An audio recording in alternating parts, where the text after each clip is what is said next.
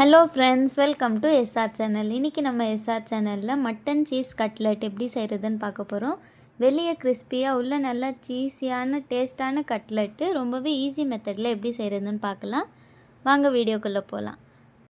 இதுக்கு தேவையான பொருட்கள்: 1/2 kg உருளைக்கிழங்கு பாயில் பண்ணி வச்சுருக்கோம், மட்டன் கீமா எடுத்திருக்கோம், மொசரெல்லா சீஸ், அப்புறம் ஸ்பைசஸ் எடுத்திருக்கோம், 2 பேக்கெட் ரஸ்க்கு, 4 வெங்காயம் சாப் பண்ணி வச்சுருக்கோம். ஃப்ரெண்ட்ஸ், ஃபஸ்ட்டு நம்ம ப்ரெட் க்ரம்ஸ் ரெடி பண்ணுறதுக்கு ரக்ஸ் எடுத்துக்கலாம். நம்ம ப்ரெட் இல்லாமல் ரக்ஸு ஏன் எடுக்கிறோன்னா, இதில் ரொம்பவே கிறிஸ்பியாக வரும். இது மிக்ஸி ஜாரில் அது உடச்சி போட்டு நல்லா ஃபைனாக அரைச்சிக்கோங்க.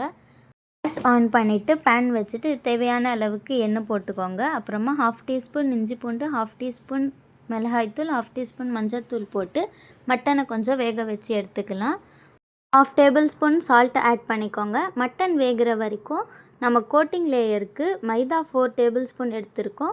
இந்த மைதா எதுக்கு போடுறோன்னா, எண்ணெய் ஒட்டாமல் நல்லா கிறிஸ்பியாக வரும். மைதா போட்டு 1/2 டேபிள் ஸ்பூன் அதில் உப்பு போட்டு 1/2 டேபிள் ஸ்பூன் மிளகாய்த்தூள் நல்லா தோசை மாவு கலக்கிற மாதிரி கலக்கி எடுத்துக்கோங்க. இதில் ஒரு முட்டையை உடச்சி ஊற்றிக்கிட்டிங்கன்னா நல்லா கிறிஸ்பியாக வரும். இது மிக்ஸ் பண்ணிவிட்டு நம்ம சாப் பண்ணி வச்சுருக்கிற ஆனியன் போட்டு அதில் வேக வச்ச உருளைக்கிழங்கு போட்டு மஞ்சள் தூள், மிளகாய்த்தூள், கரம் மசாலா எல்லாம் ஒரு டேபிள் ஸ்பூன் போட்டு நல்லா மிக்ஸ் பண்ணிக்கோங்க.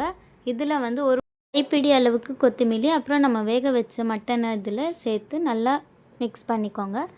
அதுக்கப்புறமா இந்த மாதிரி கையில் தட்டிட்டு உள்ள மொசரெல்லா சீஸ் வச்சு உங்களுக்கு பிடிச்ச ஷேப்பில் நீங்கள் பண்ணிக்கலாம். அப்புறம் நம்ம பண்ணி வச்சுருந்தோம் இல்லையா, அந்த மைதா பவுடரில் இதை ஆட் பண்ணி ப்ரெட் க்ரம்ஸில் வச்சு எல்லாமே அரேஞ்ச் பண்ணிக்கோங்க. அரேஞ்ச் பண்ணிவிட்டு 15 to 30 மினிட்ஸ் அளவுக்கு ஃப்ரீசரில் இருக்கணும்.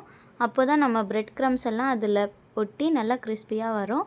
அதுக்கப்புறமா அதை எடுத்து தேவையான அளவுக்கு எண்ணெய் ஊற்றிட்டு நல்லா கிறிஸ்பியாக ஃப்ரை பண்ணி எடுத்துக்கோங்க. இதை நீங்கள் சிம்மில் வச்சு நல்லா ஃப்ரை பண்ணால் தான் நல்லா கிறிஸ்பியாக வரும். இந்த மாதிரி கோல்டன் ப்ரௌன் கலர் வந்த அப்புறமா நீங்கள் எடுத்து சர்வ் பண்ணலாம். ரொம்பவே ஈஸியான ரெசிபி, எல்லாருக்குமே ரொம்ப பிடிக்கும். ஈவினிங் டைமில் நல்லா கிறிஸ்பியான ஸ்நாக்ஸு செஞ்சு சாப்பிட்லாம். இது எடுக்கும்போதே பாருங்கள் சீஸ் எவ்வளோ அழகாக வருது. இந்த மாதிரி ரெசிபீஸ்லாம் பார்க்குறதுக்கு மறக்காமல் எஸ்ஆர் சேனலுக்கு சப்ஸ்கிரைப் பண்ணுங்கள். ட்ரை பண்ணி பார்த்துட்டு எப்படி இருந்துச்சுன்னு கமெண்ட்ஸில் சொல்லுங்கள். பாய்.